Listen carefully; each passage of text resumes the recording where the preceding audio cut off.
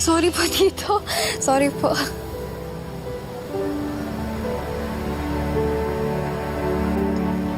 Okay lang po ba kayo? Sorry po, ah. Go ahead. Kargahin mo ang anak mo.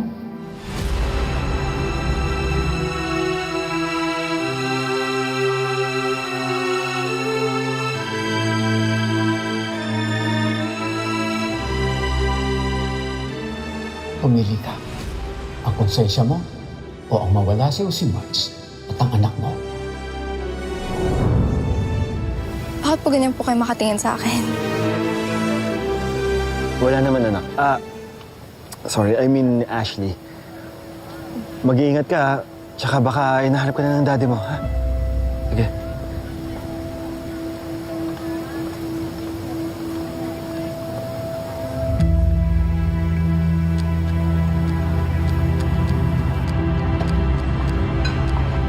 Grabe, Manang. Ibang level talaga ang glow up ni Sir Edward ngayon. Parang artista.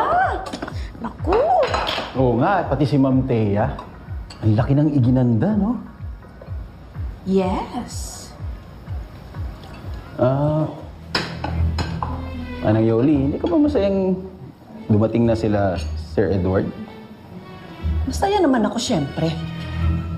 Pero ewan ko ba? May napapansin ako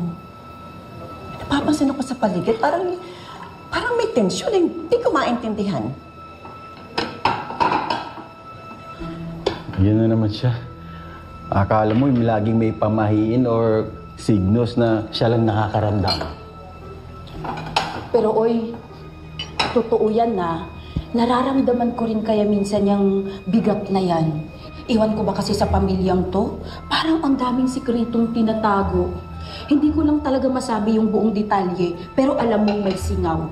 At hindi mo kailangan maging manghuhula para mahulaan yan, ha? Nako, wala naman siguro. Ay, kasi naman kayo eh. Nahahawa ko sa mga pagkabarites ninyong dalawa ko. Ano-ano tuloy yung mga sinasabi ko? Ay, Weng, bilisan mo na dyan. Ilabas mo na yung maso. Eh, okay na po. Itong tulungan mo na si Weng. Dali mo yung mga bobby dyan sa labas. Oo nga. Gina, uy. Ito na nga eh. Please.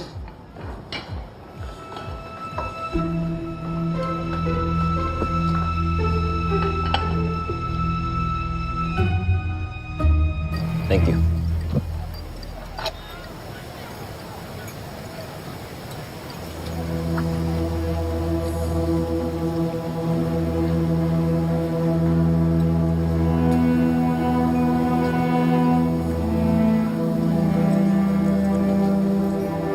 Mind if I take this one? Taya, pwede ba? Lumayo ka nga sa akin. Hindi mo ba ako namimiss, Paolo? Grabe ka naman. 16 years na, Pao. 16 years na tayong in-laws. It's perfectly normal to talk. Hindi mo naman ako kailangang iwasan. O si Ashley.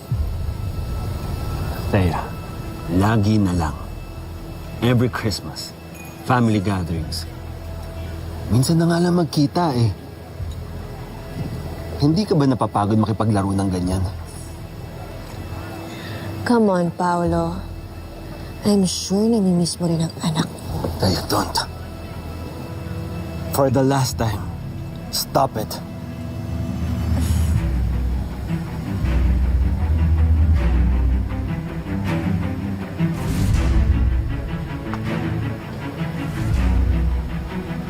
What's going on?